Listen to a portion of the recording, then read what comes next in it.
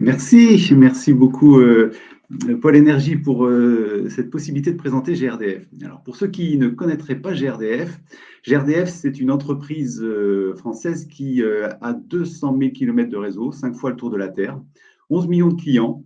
Et notre vocation, c'est de donner l'accès à ce réseau et donc au gaz à un plus grand nombre de clients possible. C'est donner accès à un réseau performant, un réseau qui est sûr et dans la mesure du possible, donner accès à une énergie qui soit abordable. Alors aujourd'hui et dans l'actualité, on voit que pour faire une énergie d'avenir et renouvelable, eh ben, il faut aussi innover et c'est ce que je vais vous présenter. Alors tout d'abord, je vais vous parler de ce que représente le gaz en France. Le gaz, c'est 50% des besoins d'énergie qu'on peut produire. C'est pour du chauffage, là on le voit sous la slide.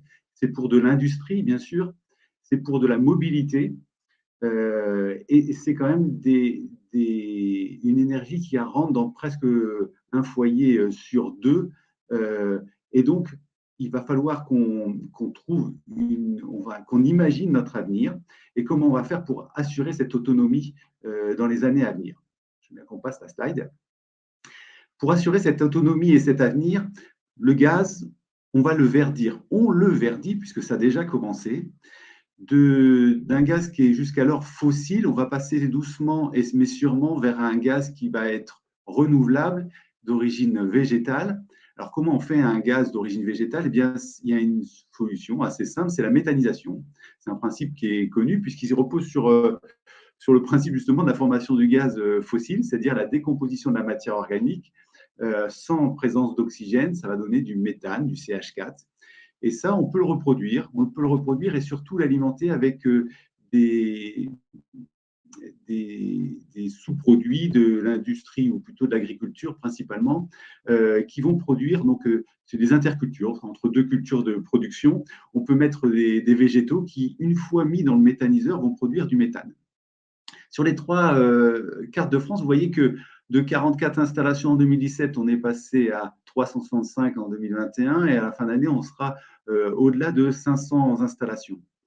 Notre objectif, c'est de fournir un gaz vert dans nos réseaux à horizon 2050 et d'arriver à 40% de gaz vert issu de la méthanisation en 2050. Je veux bien qu'on passe à la slide suivante. Mais pour avoir 100% de gaz vert ou de gaz renouvelable dans nos réseaux, il va falloir aller plus loin. Et pour aller plus loin, on a déjà des pistes, et plus que des pistes, des expérimentations de voies qui pourront nous permettre d'arriver à 100% de gaz vert dans les réseaux en 2050. La première, c'est d'utiliser nos réseaux pour véhiculer à la fois de l'hydrogène et du gaz naturel. On a déjà fait une expérimentation là, tout près de Pôle Énergie, à Capelle-la-Grande, de faire monter le taux d'hydrogène dans les réseaux en même temps que le CH4. C'est-à-dire qu'on est monté jusqu'à 20% d'hydrogène et on a regardé sur une zone d'habitation ce que ça faisait dans les habitations et comment on pouvait contrôler ça. Ça marche très bien. L'hydrogène et le CH4 peuvent se mixer dans un réseau pour alimenter des solutions gaz. Aujourd'hui, on cherche à aller plus loin, on monte d'autres pilotes, mais en parallèle à ça, on a aussi la méthanation. Alors, la méthanation, c'est quoi? Derrière ce mot-là se cache un système vraiment très ingénieux qui est de récupérer du CO2, souvent du CO2 fatal. Alors, on connaît bien, si on reprend l'exemple de Dunkerque, Arcelor produit beaucoup de CO2, mais aussi tous les CO2 biogéniques, notamment les CO2 émis par la méthanisation. Si on le récupère et qu'on le mixe avec de l'hydrogène, on va pouvoir recomposer du CH4. CH4 qui présente un avantage, c'est qu'il est stockable, que le réseau existe et qu'on pourra continuer la distribution sans changer les appareils.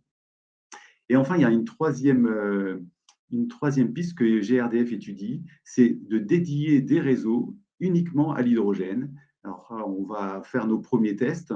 Et le but, c'est de pouvoir avoir à la fois un réseau de CH4 de méthane et à la fois un réseau qui pourra distribuer de l'hydrogène. Mon temps est presque imparti. Presque fini. Mon temps imparti est presque fini. Si vous avez des questions, et là on peut passer à la dernière slide. Si vous avez des questions, si vous voulez en savoir plus sur la méthanisation, sur la méthanation, sur les réseaux hydrogènes, n'hésitez pas à me contacter. Donc, moi, Luc Budin, et je vous donne mon adresse mail, luc.budin@grdf.fr.